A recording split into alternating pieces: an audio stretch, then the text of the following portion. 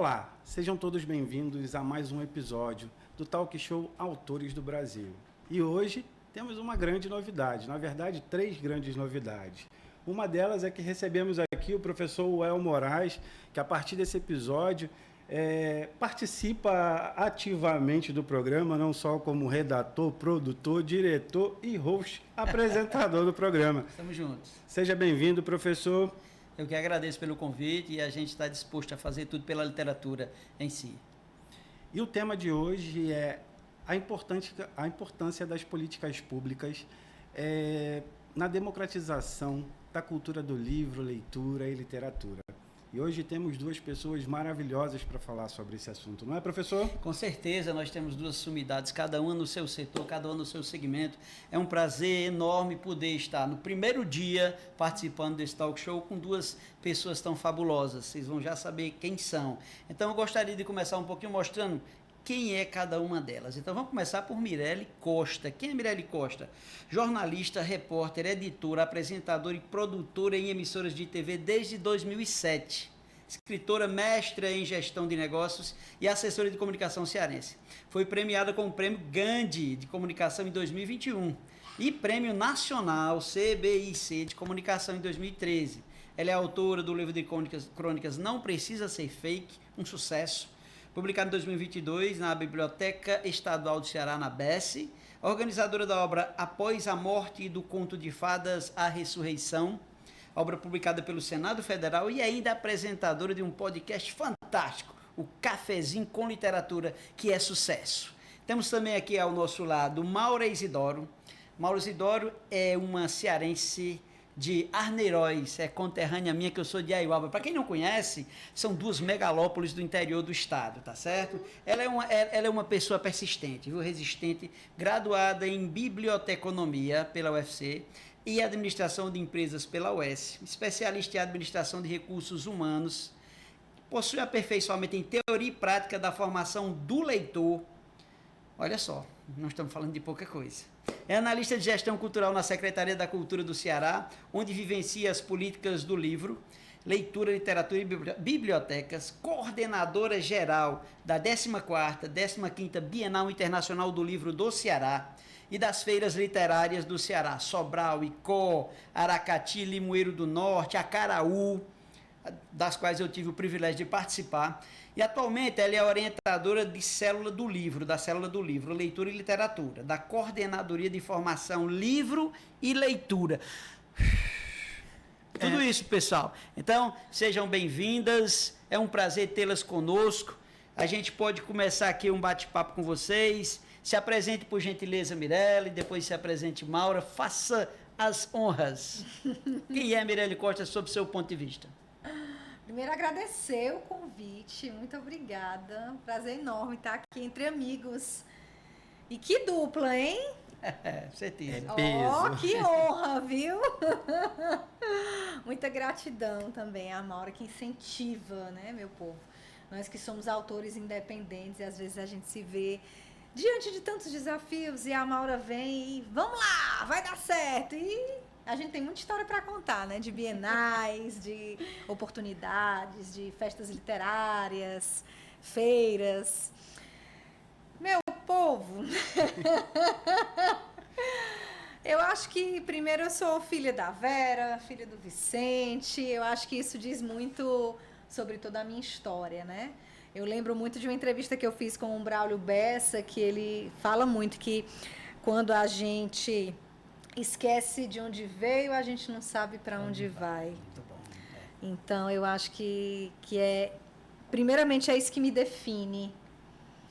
Ser filha de um pai que eu conheci por apenas 10 dias, e está no meu livro, Não Preciso Ser Fake, porque eu acabei, por meio das histórias, vocês acreditam? Eu acabei me conectando com meu pai, que eu só convivi 10 dias, porque eu nunca me conformei de não ser igual às outras crianças, de não ter um pai, de não ter aquela convivência, mas eu consegui, ouvindo as histórias que minha mãe contava, minha irmã contava sobre dele, eu consegui fazer aquela pessoa. Então, é tão engraçado porque o meu esposo, quando conversa comigo sobre isso, ele diz: eu acho uma coisa tão interessante, porque quando tu fala sobre o teu pai, a gente jura que vocês tiveram convivência.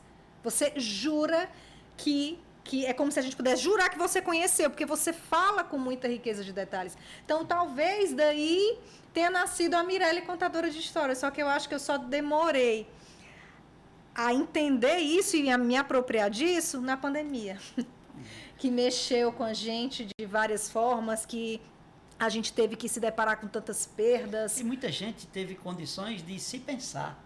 Teve tempo para pensar em si, para pensar no que fazer, para pensar em como era a própria vida, né? Então, essa é a essência de Mirelle Costa. Que maravilha, viu? E você, Mauro Isidório? Isidório, né? Interessante, que é Isidório. Muito bom, muito bom. É nome de meu pai. Muito bom. Eu sou uma pessoa com raízes de Juazeiro, né? Nós que somos dos sertões, a gente conhece o mandacaru, né, como um símbolo de resistência e de persistência, o chique-chique. Juazeiro, né, que é uma planta que está sempre verde, está sempre pronta para colaborar com os sistemas de vida. Então, assim, eu me espelho muito nas plantas da região que nasci, né, para espelhar isso na resistência diante de todas as adversidades que a gente enfrenta e mesmo assim ser verde para a vida, ou seja, encontrar motivos dentro do campo que a gente atua para ter muitas alegrias sem sucumbir à realidade, mas tendo muita consciência dos tempos, dos seus enfrentamentos, das suas lutas, mas também dos processos de resistência, porque é importante também que a gente tenha alegria dentro de si para não sucumbir diante de tantas adversidades.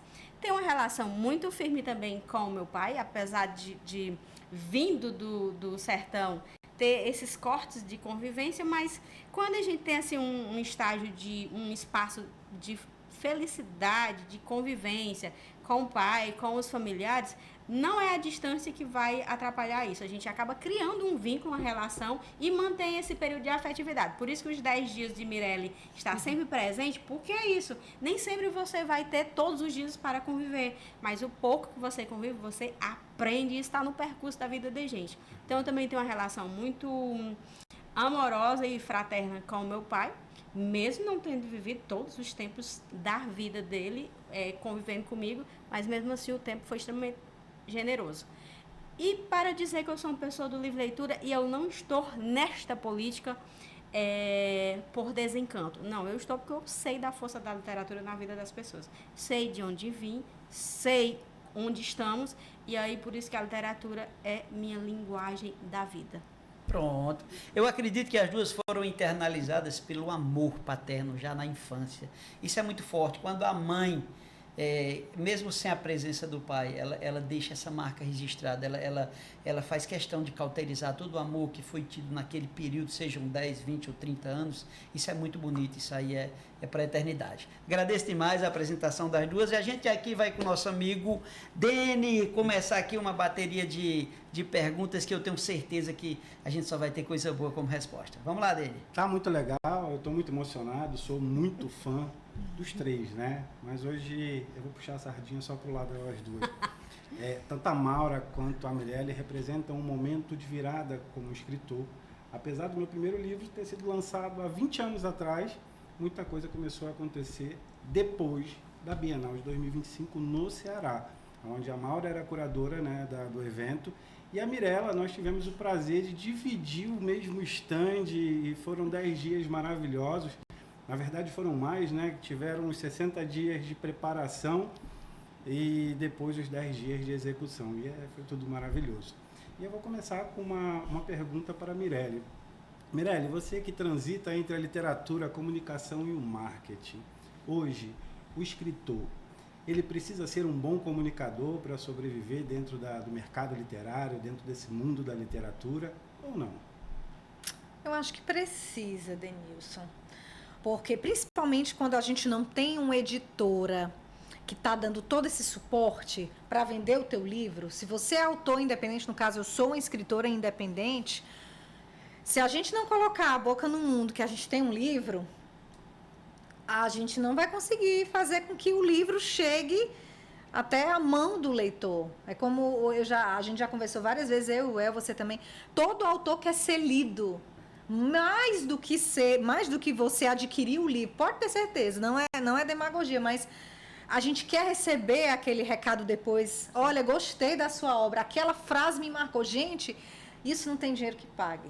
Todo escritor quer ser lido. Então, se você não oferece seu livro, você não vai conseguir ser lido. Então, as ferramentas hoje, rede social, Instagram, TikTok, YouTube, tudo é muito válido. O próprio jornalismo também, assessoria de imprensa. Hoje, eu venho notando, Maura, que tem muitas agências que estão oferecendo serviços para os escritores. Eles fazem um trabalho de assessoria de imprensa, mediando o autor, ajudando nesse caminho de fazer com que o autor chegue até uma rádio, até uma emissora de TV, ou até um blog jornalístico. Então, realmente, a gente precisa. Agora, se eu te disser que a escrita me ajudou no jornalismo, não sei se vocês vão acreditar. Interessante. Porque eu notava que em muitos momentos, por conta de algumas coisas que eu passei na profissão, no jornalismo, que não foram tão positivas, aquilo de repente mexia com minha autoestima, mexia com a minha segurança. Então, eu acho que esse livro ele foi um manifesto. O Não Preciso Ser Fake foi um manifesto. Então, no momento que a gente estava na pandemia, a gente estava muitas vezes naquele momento de insegurança, muitos perderam parentes, perderam entes queridos. Então, assim, foi um período muito doído. E naquele momento, para mim, foi um período de reflexão. Como se dissesse assim, bom, a gente não sabe o amanhã. Então, o hoje, o que é que eu quero da minha vida hoje? Então, eu acho que essa reflexão foi que me deu força para eu escrever o meu primeiro livro. Porque até então, eu nunca tinha pensado em escrever um livro. Se eu for parar para lembrar da Mirelle criança, que vivia dentro da biblioteca, eu tive a oportunidade de entrevistar a supervisora pedagógica da minha escola, de quando eu era criança, e ela lembrou de mim, eu lembro do seu rostinho, você vivia na biblioteca. Aí eu, meu Deus, então eu fui pensar, eu escrevia umas redações que eram escolhidas no final do ano pela escola, a escola fazia uma compilação dos textos que mais eles gostavam e publicavam. Então a Mirelle escritora já estava ali, mas eu não consegui fazer essa conexão. Precisou vir realmente uma pandemia para eu poder me reencontrar como escritora. Então, quando eu escrevo Não Preciso Ser Fake, que eu jogo muitas coisas, assim, eu tenho a coragem. Eu acho que o livro, ele fala sobre coragem. É um livro de crônicas, é um livro leve, é um livro que fala algumas coisas de forma muito bem-humorada, mas também é um livro que traz muitas verdades duras de a gente se reconhecer como ser humano, sabe? Então, no momento que eu coloco todas essas verdades, que são as minhas verdades, no meu livro, isso me ajuda a ter mais segurança na hora de participar de uma entrevista, na hora de... O livro é um desabafo? É um desabafo. É como, eu acho que ele tem, se ele tivesse um som, eu acho que ele teria aquele som de correntes que você se liberta e joga no chão assim, ah! Eu acho que seria isso. Porque foi isso que ele fez comigo. Ele me ajudou muito. O livro ele tem um poder de transformação incrível, né? Eu passei por um processo muito parecido, falei sobre isso lá no seu podcast, e ele é libertador. E eu acredito muito nisso hoje. Esse programa não é para aparecer, é para incentivar os novos autores a mostrar que existem caminhos e mostrar que a cultura do livro, da literatura, e principalmente o livro, são ferramentas de transformação. Então, mostrar também, né, Dene, que tem pessoas como Maura, que servem de apoio, estão ali para apoiar, pessoas como Mirelle Costa, que encontraram assim, como essência a escrita para mudar uma realidade interior muito forte. Então, a ideia é passar para quem é escritor, para quem pensa em escrever, para quem pensa em publicar, a possibilidade de dizer para si mesmo, eu posso começar, eu posso tentar, eu tenho quem me apoie, eu tenho um exemplo ali interessante de alguém que se encontrou através da escrita. Então, o fundamento é esse, é mostrar para as pessoas que principalmente quem é leitor, quem é escritor, quem pensa em escrever um livro, que existe toda uma rede de apoio, toda uma rede existencial que já provou que não só a leitura como a literatura, elas são fundamentais para a essência humana, né? Verdade, professor, verdade. Eu gostaria... Você terminou? Fica à Vamos vontade, lá. Eu vou professor. começar pela Maura, tá certo? Porque assim, Maura, você está no coração das políticas públicas, do livro, da leitura, das bibliotecas no estado de Ceará. Você é aquela pessoa que corre pelos corredores nas feiras. Você é aquela pessoa que está ali na Bienal fiscalizando tudo, orientando tudo. Então, você é a literatura, né? Eu queria perguntar para você, quando nasceu esse pacto entre Maura Isidório e a literatura? E eu queria perguntar mais, se isso é uma escolha profissional ou é uma missão de vida? Bem, primeiro eu quero reforçar aqui o meu agradecimento ao convite, ao Denilson Vieira, e meu amigo aqui, o El Moraes, né? Como já foi dito, somos quase conterrâneos, estamos ali encostadinhos de Dividido nascimento. por 30 quilômetros só. Exatamente, de cidades Arneiroz, Aiuaba. Então, dizer que como nasce isso? Nasce quando eu começo, no nascimento, berço, não tínhamos livros. E ali era distante de sede, eu morava aqui, nasci a 15 quilômetros da sede do Arneiroz. Mesmo na cidade, não tinha uma biblioteca aberta ao público. O acesso aos livros acontece quando eu vou para a alfabetização. Então, a escola tinha livros, ali começa o processo de encantamento, ali começa o percurso. Aliás, nasce antes, nasce com as histórias, com a oralidade, que meu pai contava na calçada lá de casa, nas noites de lua, certo? Então, nasce ali. Nasce de ouvir as histórias do pai, nasce de ouvir as histórias da mãe, nasce de ouvir as histórias de quem estivesse disposto a contar.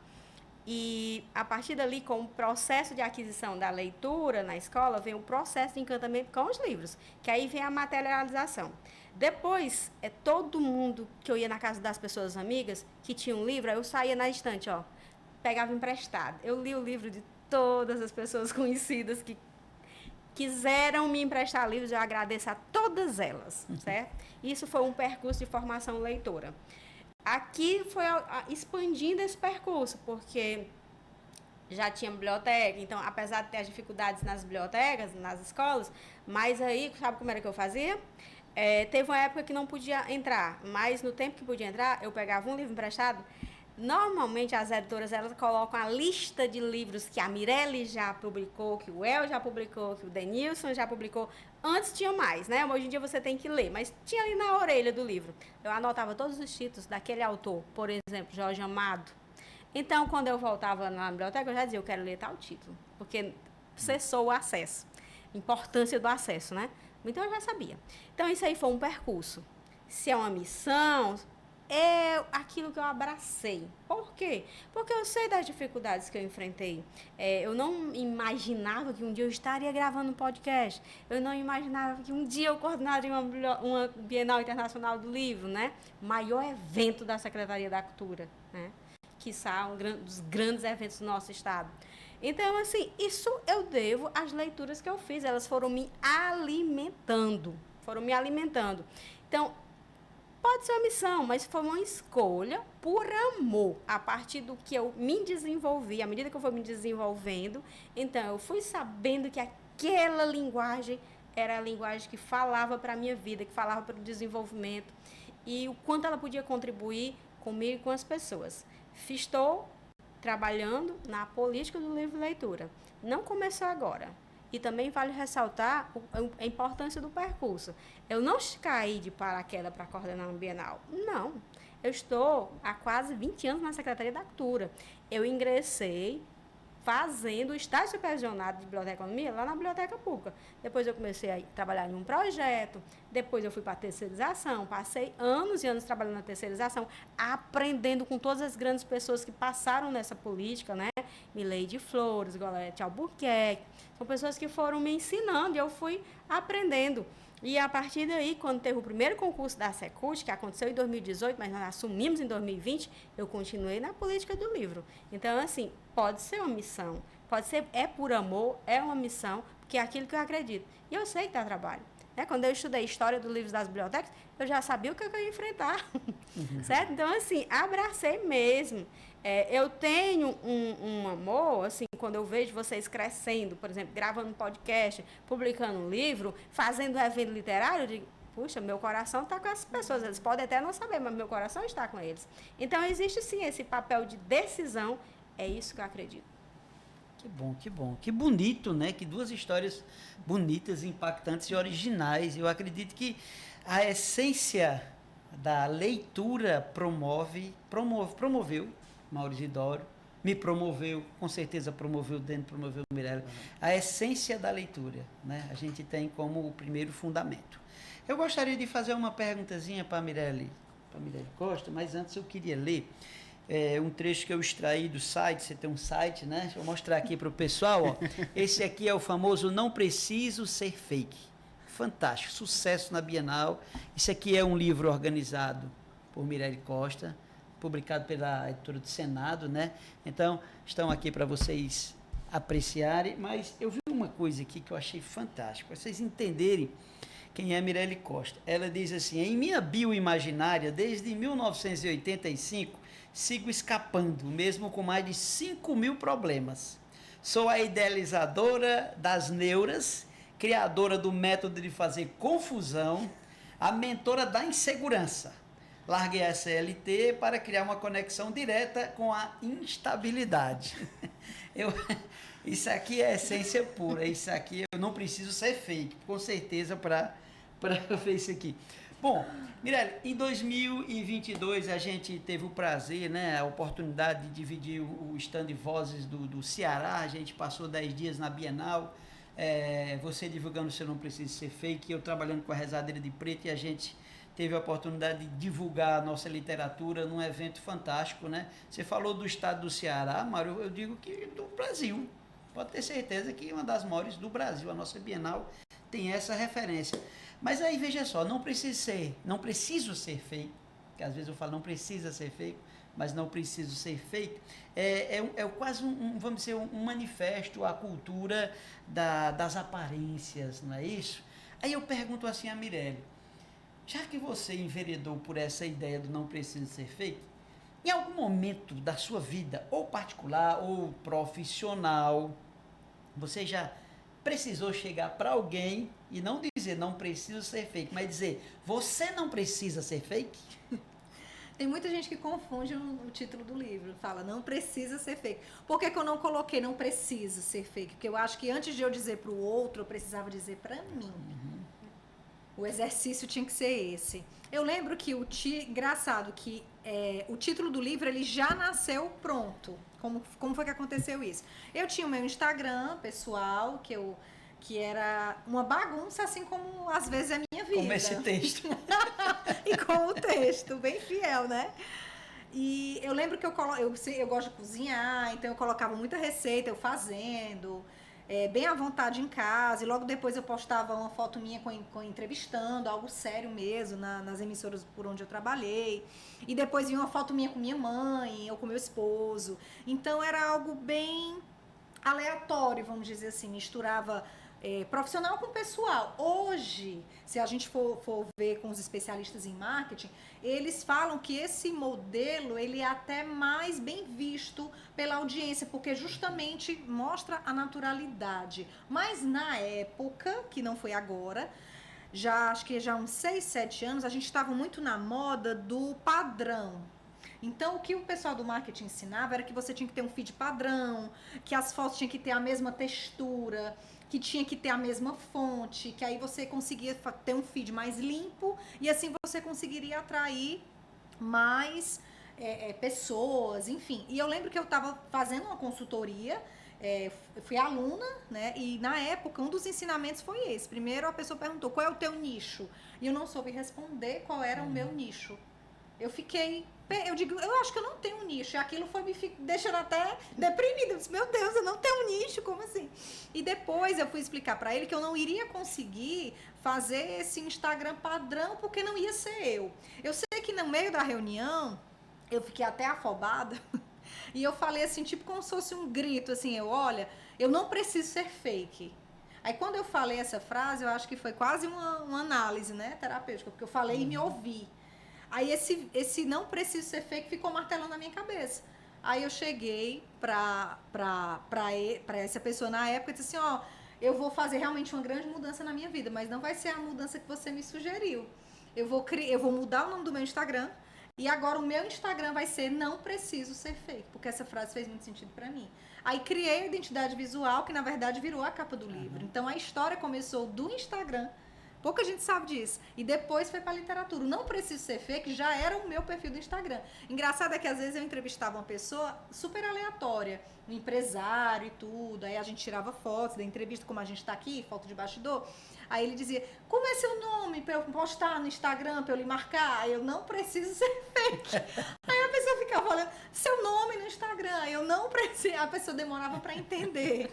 Mas acabou virando uma marca. Então, quando eu escrevi o livro, ele não tinha título. Eu escrevi todas essas histórias, desde a minha infância, esse desabafo. Eu até brinco dizendo que é um livro de desajuda. Tem um livro de autoajuda, esse é um livro de desajuda. Ou não, né? As avessas. Mas, aí no final, que eu tava assim, sem ideia pro nome, eu disse, meu Deus, o livro já tem nome. Vai ser o nome do meu perfil do Instagram, não precisa ser feito. Então, quando eu coloquei, parecia assim aquele quebra-cabeça que você vê só uma pecinha faltando e você tem aquele encaixe perfeito. Então foi esse o momento.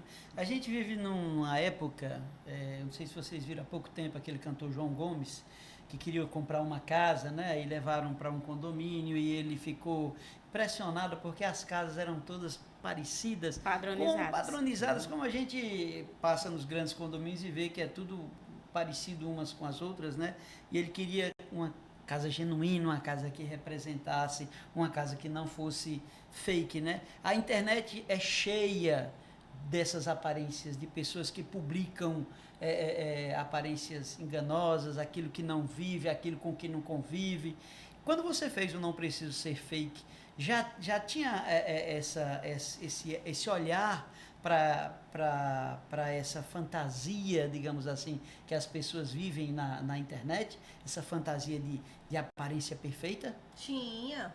Inclusive, eu estava destoando da internet, porque eu não estava me adequando. Tanto é que eu fui procurar, na época, uma consultoria para me ajudar, para trabalhar meu marketing. E a orientação foi essa, crie um feed mais padrão, né? Não tem necessidade de você misturar, ou você faz um perfil profissional e um pessoal. Eu não vou ter condição de manter, de alimentar dois perfis. Não tem, até porque eu sou uma pessoa só, eu sou a mesma pessoa que está ali entrevistando alguém, um empresário, tudo no momento, é a mesma pessoa que está em casa cozinhando, essas não tem como, eu não via sentido em dissociar aquela Mirella em duas, como se fosse partindo duas bandas, não ia ter como. Então foi como se fosse um pedido de socorro mesmo. E eu fico muito feliz de ver que hoje o que os profissionais do marketing eles orientam é que as pessoas elas precisam ter perfis mais simples, que não precisa investir tanto mais autênticos, né? Em coisa muito, como é que eu posso dizer, profissional demais. Diz que o simples parece que está até convertendo, né? Os especialistas sabem disso melhor do que eu. Então eu fico feliz, Well, de estar acontecendo esse movimento. Eu acredito que você foi feliz, tudo convergiu de forma positiva, porque a gente está vivendo nos últimos anos a grande divulgação das fake news. Então, eu acredito que a própria mídia, involuntariamente, fez uma grande divulgação do Não Preciso Ser Fake. Né? Sabe o que eu digo? Assim, só que você falando fake, eu lembrei que acho que foi a primeira entrevista que eu dei falando sobre o livro, que a pessoa disse assim, resume em uma frase. Então, para um jornalista, a pessoa pedir isso, né? Eu preciso... Resumir uma frase, o que eu não preciso ser fake. Ele fala sobre o quê? E eu lembro que eu respondi algo assim, fala sobre as fake news que nós contamos para nós mesmos. Interessante. A partir disso. Nós conversamos sobre isso antes de iniciar a gravação, né? A dificuldade que muito autor tem para falar sobre o livro. E aí é uma coisa, né? É o primeiro tópico. O segundo, aquele autor que não participa do processo de criação do livro, que está utilizando outros mecanismos. E falamos num episódio atrás sobre o storytelling.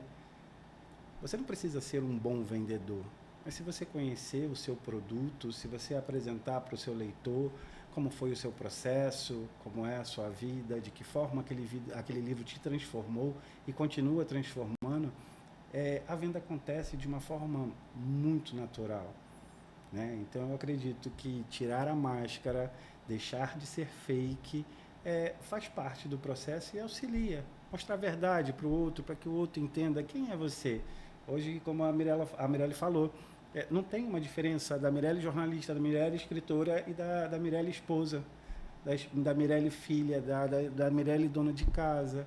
E eu acredito que o público hoje, não só o público leitor, o espectador, aquele que acompanha, ele quer essa verdade, né? Então, eu acredito que o seu livro ele é maravilhoso. Sou muito fã, então tenho que me limitar aos elogios.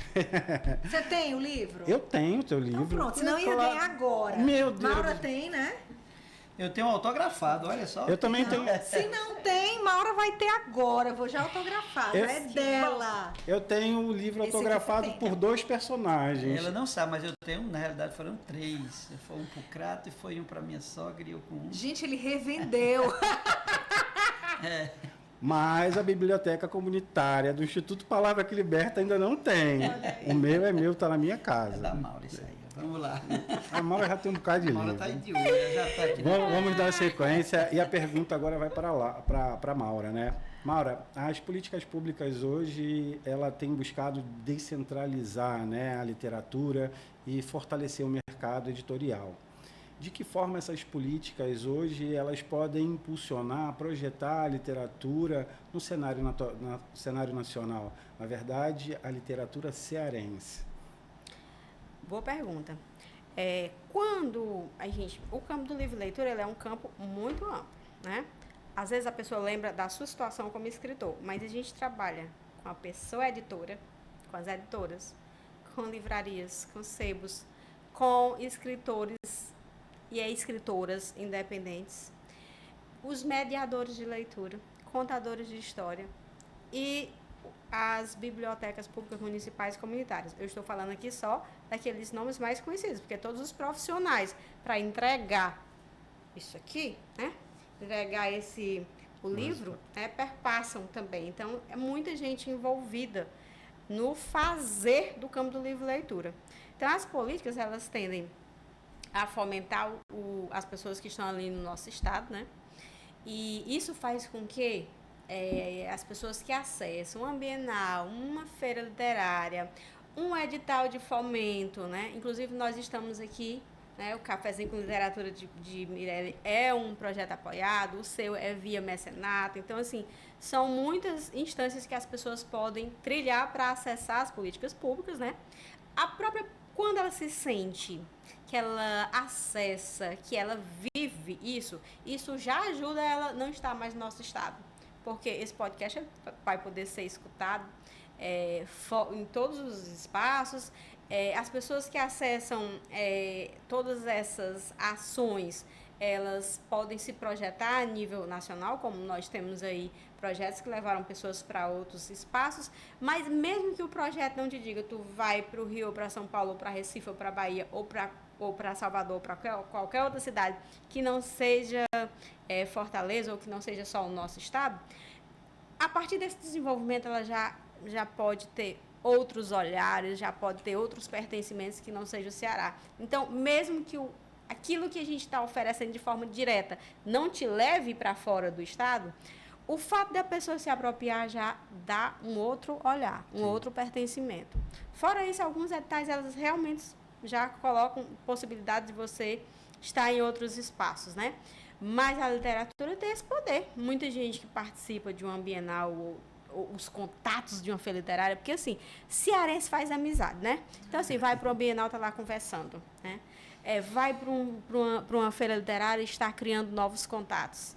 Então, a partir daí, isso vai impulsionando. E as pessoas vão buscando também, porque outras alternativas para o seu fazer e para o seu viver literário ou em qualquer área do campo do livro e leitura. Então, tem sempre algum dos nossos equipamentos, que eu vou chamar de instituições culturais, que estão colaborando com esse crescimento, e fora os editais que são de forma direta e outras atividades que a gente entrega. Então, sempre possibilidades para as pessoas do campo do livro e leitura. E é uma oportunidade, né, para aquele que está iniciando a sua caminhada, conseguir realizar uma publicação, para aquele que já conseguiu publicar, participar das feiras.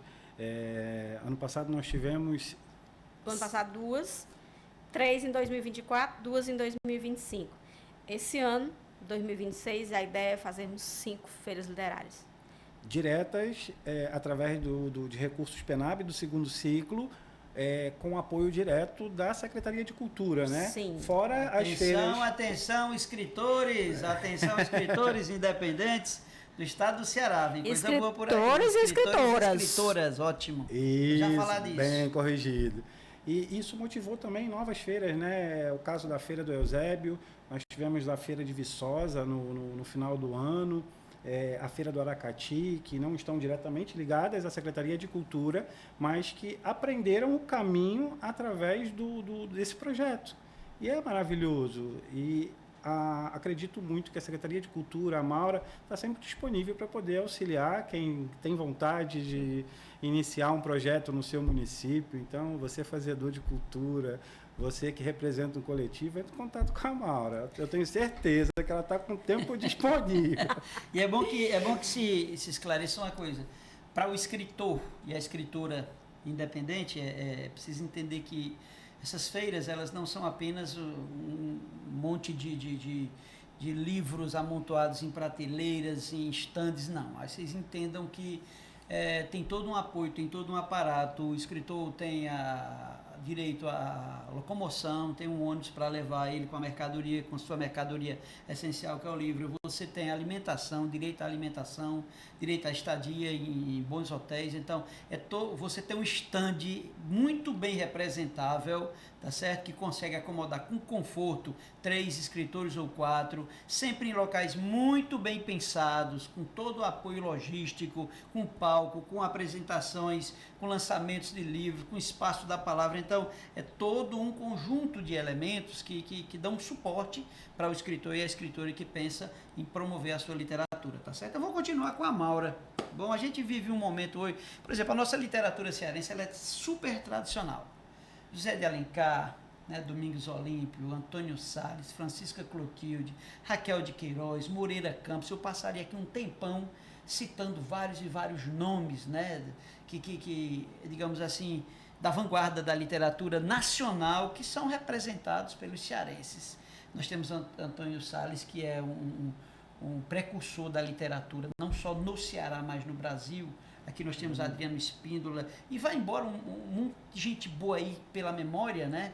Temos hoje uma grande as 2 mulheres com maior referência na literatura nacional, eu considero que são cearenses, Ana Miranda e Socorro Racioli, não é isso? E a literatura feminina, digamos assim, em si, ela tem crescido, o que é bom, porque a mulher, com a sua sensibilidade mais aguçada, ela consegue produzir muita coisa boa. Então, isso tem crescido com os coletivos, com as feiras, né, com os encontros entre escritores, às vezes uma feira menor aqui na capital, outra no interior e tudo, mas que consegue dar vazão a toda essa criatividade, essa produção. E aí eu pergunto a Maura, com todo esse aparato, com todo esse apoio que, graças a Deus, a gente teve nos últimos anos, com o surgimento de grandes escritores e escritoras, Mirelia, que é um exemplo, e muitas outras que eu poderia citar aqui, 20 nomes brincando, né, que estão crescendo no cenário cearense e fazendo com que a gente seja exportado para o cenário nacional. A minha pergunta é a seguinte: o Ceará, você acredita que o Ceará possa se tornar o grande polo da literatura nacional? Ou é muita pretensão? É necessário que tenhamos essa pretensão. Não é pretensão. É um trabalho, certo? De todas as pessoas escritoras, para nos tornarmos... Nós já somos, na verdade, gente. O Ceará é uma grande referência. Então, a gente precisa ter mais trabalho.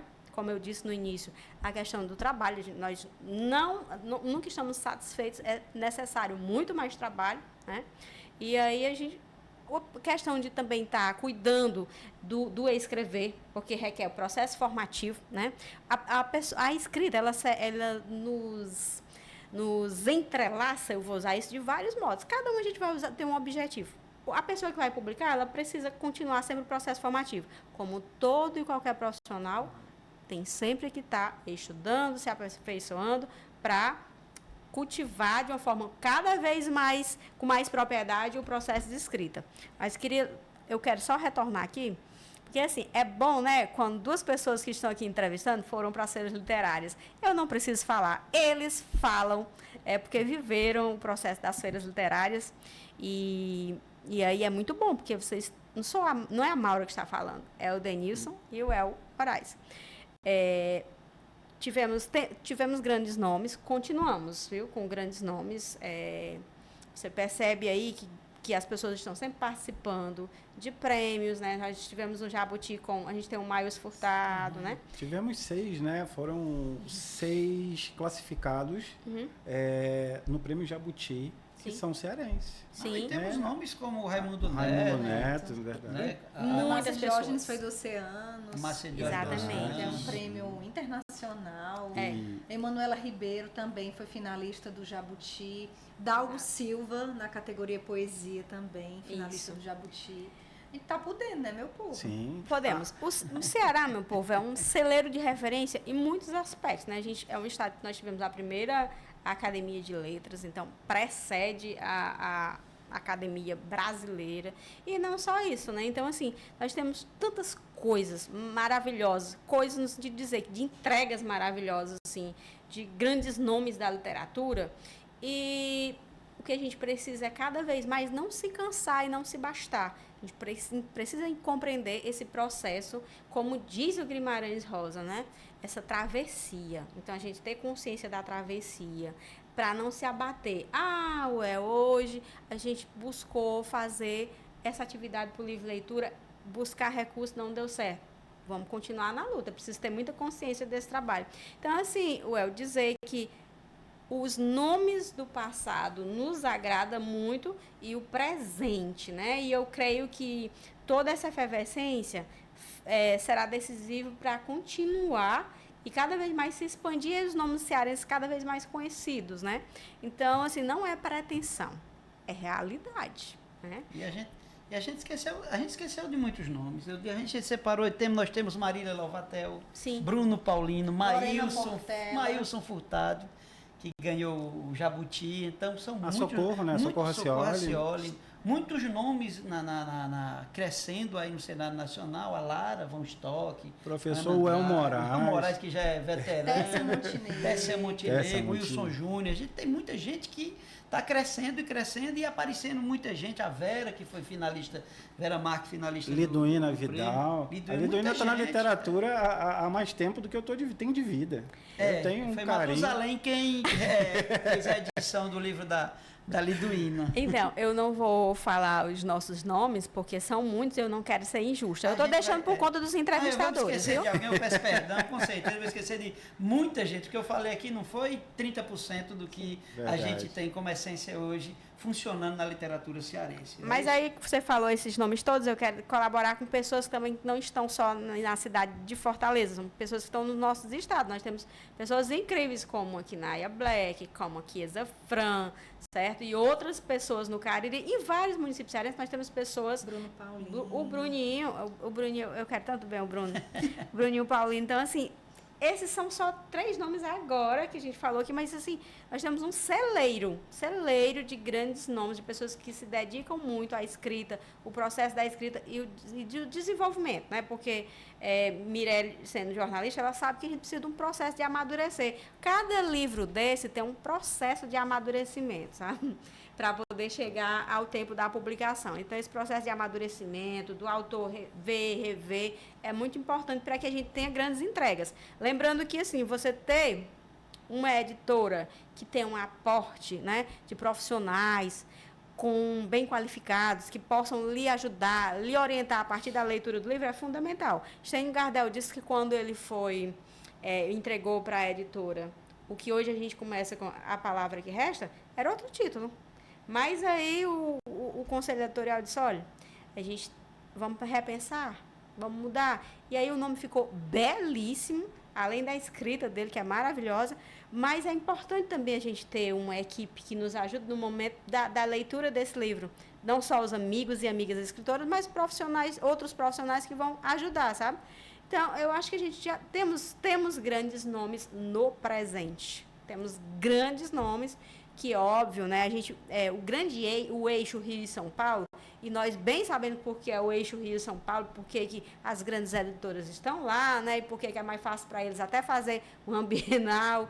Então, assim, mas aqui nós estamos rompendo essa bolha de sair não só no nosso Nordeste, mas de estar aí nos grandes espaços, concorrendo a grandes prêmios literários, sabe? Então, nós temos grandes nomes, mais uma vez, repetindo, não é pretensão, é realidade. Você tocou um assunto muito importante. Eu, como editor, a gente bate muito nessa tecla. Às vezes você gostou do título, mostrou para o teu cunhado, a tua irmã, e todo mundo gostou. Quando chega no editor, o editor tem aquela visão mais do mercado, uma visão mais de diálogo com a essência do que está escrito. Muitos já nascem feitos, como não precisa ser feito. Mas muitos outros precisam de uma aresta, de uma paradazinha, de uma organização, né? Muitos escritores relutam com isso, mas é importante, como você disse, você tem que ter uma boa equipe, tem que estar aberto um pouquinho para aceitar as opiniões, as reviravoltas dentro do seu contexto literário, que isso é sempre, o editor sempre pensa para o bem, tá certo? Você continua? Vou complementar aqui. Tem muito escritor hoje, né, nesse processo do imediatismo, que terminou, acha que escreveu um livro e quer partir para o processo editorial. Só que nós temos outros processos que são muito importantes. O processo coletivo, o processo do clube de leitura, as academias, as oficinas.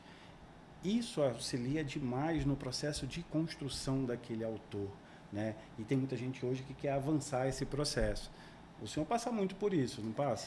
Passa. E olha, esses podcasts como esse e o Cafezinho com Literatura, pode ter certeza, auxiliaram demais o pessoal nesse processo, a entender. A ideia da gente é fazer com que o pessoal entenda esse processo. Um livro, ele no mínimo tem que ter 12 olhos para dar uma analisada, né? 6 pares de olhos, pelo menos, assim, cada um no seu segmento, né, para que ele funcione como um produto completo, tá certo? O escritor é o pontapé e ele tem os acessórios que vão fazer com que tudo saia bem direitinho, né? Eu tinha uma pergunta para fazer, mais uma para a Mirella, eu posso fazer? Fica à vontade. Porque assim, a gente vive num momento, Mirella, em que quando se vai escrever, antigamente você via que Monteiro Lobato, por exemplo, usava palavras que hoje são palavras, a maneira como ele tratava a dona Anastácia, né? O preto velho, a negra, aquela coisa, a preta e tudo, eram palavras comuns para a época, mas hoje a gente vive num momento do politicamente correto, que é essencial para o respeito dentro do processo de criação literária. Hoje você tem que ter respeito pelo gênero, pelo credo, né? Pela raça, por tudo. Por quê? Porque isso é essência também da literatura. A literatura, ela é um entretenimento, ela é lazer, mas ela é formação crítica, ela é essência social, ela é criadora de vocabulário, né? Ela ajuda de todas as formas. A minha pergunta é o seguinte, hoje o escritor, sob o seu ponto de vista, você que é escritor e tudo, ele precisa ter cautela com o que fala, ou você acha que ele deve deixar derramar o que tem dentro de si, deixar suas palavras fluírem na obra e sem muita precaução? Eu acho que precisa sim ter esse zelo, esse cuidado, esse respeito com o outro. Eu acredito que a gente está evoluindo. Nós estamos em construção, a gente sempre está em construção, mas eu acho que a gente já evoluiu muito.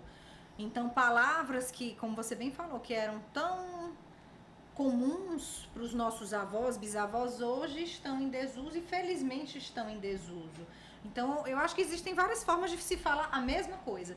E isso casa muito quando você falou que, até o que agora eu vou levar para a vida, achei um ensinamento muito forte que você deu agora, a questão dos 12 olhos. Porque quando eu escrevi o Não Precisa Ser Feito, como eu disse, foi um manifesto, foi um... tanto que eu escrevi em 9 meses, eu acho que foi um tempo curtíssimo para quem escreve um livro. 9 meses, pariu o livro. Exatamente. A fórceps. A fórceps. E teve um momento, eu sou muito, como a Maura falou também, da oralidade, e eu usava muito expressões que minha mãe usava, que minha avó usava, e eu sou muito grata à pessoa que fez ela não era profissional de letras, mas ela era uma pessoa com a sensibilidade, se eu não me engano, felizmente, ela também tem formação em sociologia, que é a Mariana. Posso até olhar aqui o sobrenome dela, até para fazer a reverência, né? Não só a referência. Mariana Andrade, exato. Ela fez a revisão, mas o contrato que a gente assinou não estava incluso essa parte sociológica de... Mas quando ela bateu o olho em algumas expressões que a gente costumava usar, e às vezes a gente acaba reproduzindo o que nossas mães falam, nossos avós, ela pontuou, olha, essa expressão não tá legal. E eu imediatamente tirei do livro. Eu lembro muito de uma expressão que eu ajudei, eu fiquei muito feliz com a ajuda dela, que eu falei assim, que às vezes no ambiente de trabalho, o que é que eu queria dizer? Que todo mundo quer ser o chefe. Todo mundo, mas nem todo mundo quer liderar. Acho que a Maura entendeu o que eu quis dizer. Então eu quis falar isso, que em ambientes corporativos muita gente quer ser chefe, mas poucos querem liderar, ou poucos mesmo têm a vocação para liderar. Mas sabe qual foi a frase super infeliz que eu ia colocar no livro? É muito cacique para pouco índio. Aí ela pegou na hora. Então assim, hoje realmente são coisas que a gente não pode aceitar mais.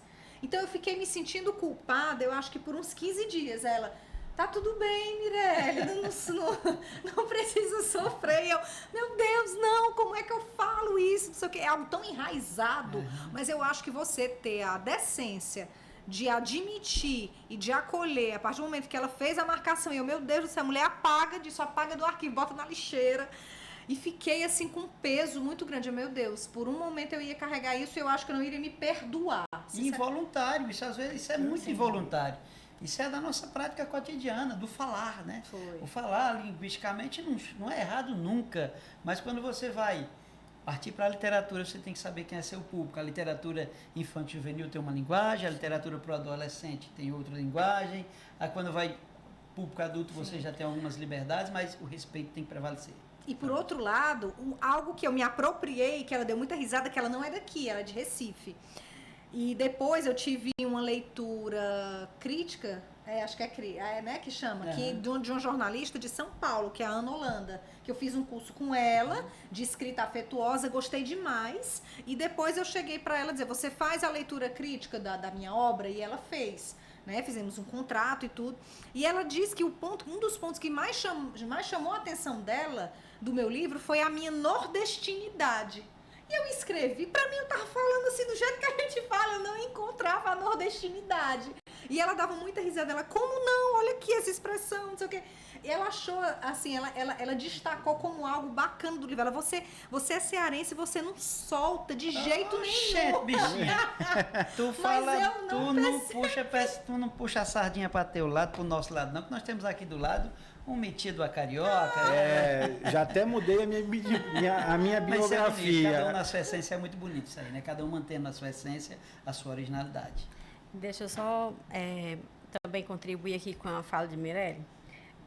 A gestão pública, as políticas de livre leitura, elas precisam se alimentar das políticas culturais.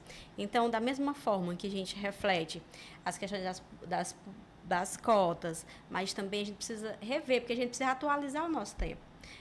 Para a época de Monteiro Lobato, né, não tinha as discussões que nós temos hoje. Então, hoje não se pode, não deve, né, porque a gente precisou refletir nossos erros. Interessante, o não se pode, você já mudou para não se deve. Não se deve, porque assim, nós precisamos refletir, né, repensar a forma, a sociedade ela precisa repensar, precisa entender que aconteceu, mas não é mais possível admitir. Então, assim, as políticas culturais, elas se atualizam, porque elas são políticas, como o nome já diz, políticas sociais, culturais. Então, assim, o nosso tempo não permite mais isso, tá? Então, assim, tudo que Mirelle falou, é isso. A gente tem um espelho de uma política cultural que é alimentada pelas necessidades da nossa sociedade. Então, a partir dessas participações, é pensado como vamos viver esse tempo. Então, se a sociedade não permite mais construir uma literatura pautada pelo racismo, pela misoginia,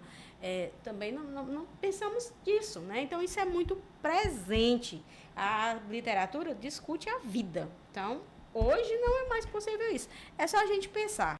até bem pouco tempo, poderia se matar a sua esposa, uma mulher, e dizer que era um crime de honra. Não é mais permitido isso. Da mesma forma, eu bati na mesa aqui sem querer. Da mesma forma, as políticas culturais, o que é possível, o que é que a sociedade concorda, o que é que a sociedade precisa, isso vai para todas as instâncias da nossa vida. Então, por isso que é fundamental pensar isso, né?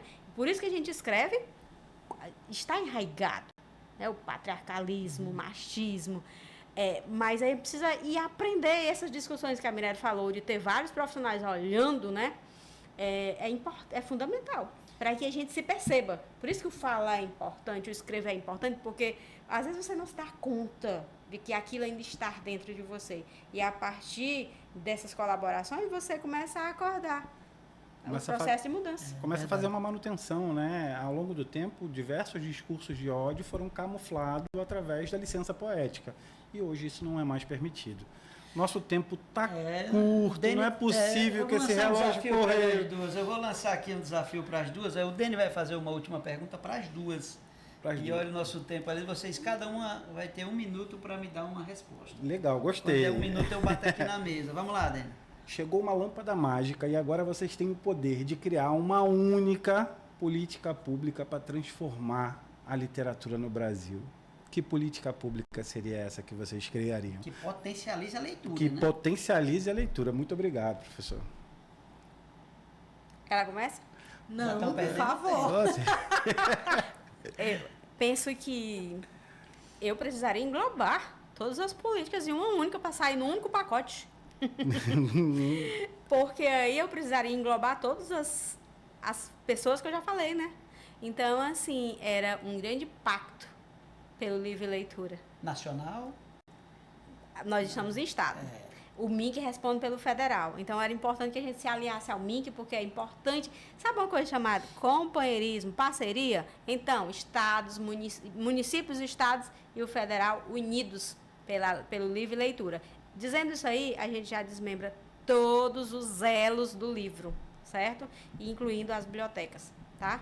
Então, um grande pacto pelo livre leitura seria fundamental para alavancar isso nesse país. Cravou. Gratidão. Com você, Mirelle. Olha aí, não sou da área da política pública, mas tento responder como a Mirelle escritora. Eu acredito que pensaria em algo que incentivasse realmente a fazer com que o objeto livro fosse consumido. As pessoas, assim, tivessem mais essa sede de não só do acesso à leitura, mas ao consumo, realmente, porque todo escritor quer ser lido. Acho que a primeira frase que eu falei aqui no podcast, repito, nós precisamos, eu acho, mais do que queremos, nós precisamos ser lidos. Que bom. Muito legal. Só dizer, Well, que isso aí estaria dentro do Grande Pacto, lembrando que o Grande Pacto se chama política pública, extremamente necessário para a nossa sociedade. Verdade. E o senhor, professor?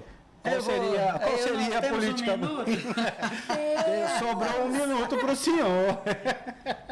Política da divulgação. É preciso nós temos mais divulgação dos valores, da importância da leitura para a formação da criança, da importância da leitura para a formação do adolescente, da importância da leitura para o adulto, né, que está ocioso, que está depressivo, quem lê nunca está só, da importância da leitura para o idoso, para combater o Alzheimer, enfim, da importância que a leitura traz para a vida de cada um, sem contar na leitura que traz benefícios educacionais e tudo, estudantis. Então, o processo seria divulgar bastante esses valores. Eu acredito que a gente pode atingir bastante, né, nacionalmente. Muito eu legal. agradecer a presença de vocês duas, foi maravilhoso, bate-papo sensacional. Esse aqui é o Talk Show Autores do Brasil. Eu agradeço demais vocês pela companhia até agora. A palavra está com o Deni. Gratidão. Gratidão, Maura. Gratidão, Mirelle. Gratidão, professor, por aceitar esse convite, esse desafio.